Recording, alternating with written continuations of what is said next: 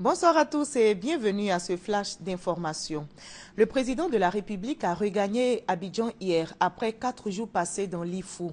Le chef de l'État a animé des meetings à Prikro, Mbayakro et Daoukro.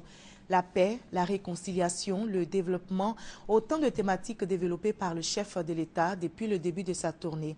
Au meeting de clôture hier à Daoukro, le président du PDCI, Henri Konan Bédié, a appelé à soutenir la candidature unique du chef de l'État ivoirien pour la présidentielle de 2015. L'objectif, selon Henri Konan Bédié, est d'assurer le succès du RHDP dans l'intérêt de la Côte d'Ivoire et aboutir à un parti unifié PDCI-RDR pour établir l'alternance en 2020.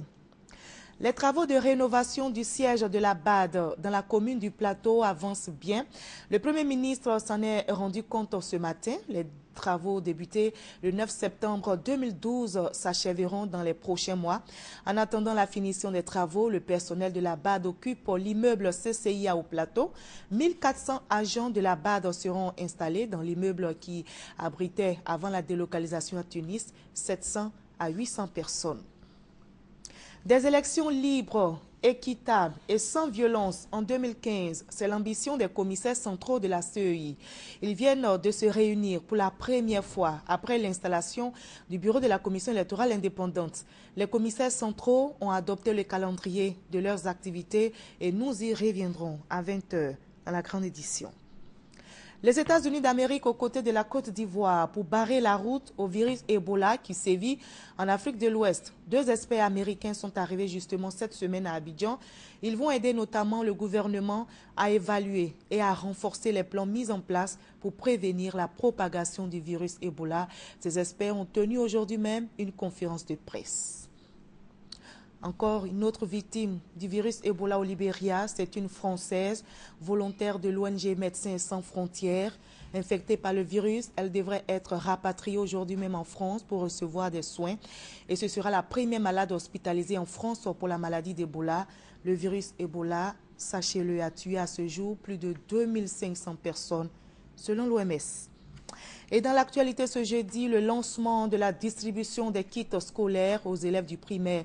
C'est ici en Côte d'Ivoire et c'est la ville d'Odiéné qui a abrité la cérémonie de lancement de ces kits scolaires. L'État ivoirien, dans cette politique de gratuité de l'école, est soutenu par l'UNICEF et la coopération française.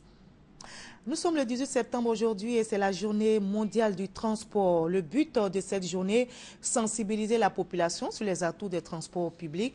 Plusieurs activités sont menées en Côte d'Ivoire pour marquer cette journée. L'État ivoirien a engagé des réformes dans le secteur.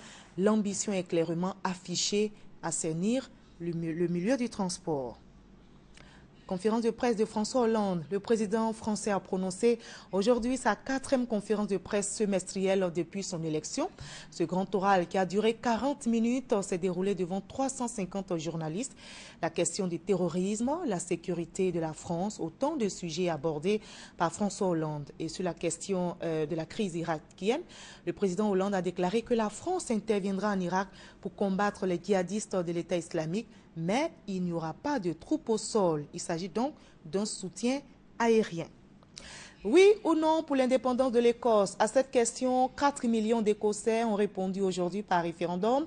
Vote crucial pour l'Écosse qui joue donc son avenir. Le référendum déterminera si l'Écosse restera ou se retirera du Royaume-Uni, mais il faut attendre les résultats de ce référendum.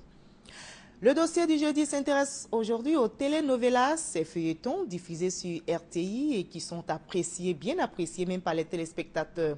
Nous parlerons donc de l'impact de ces films prisés par les ménages en Côte d'Ivoire. On se retrouve à 20 h.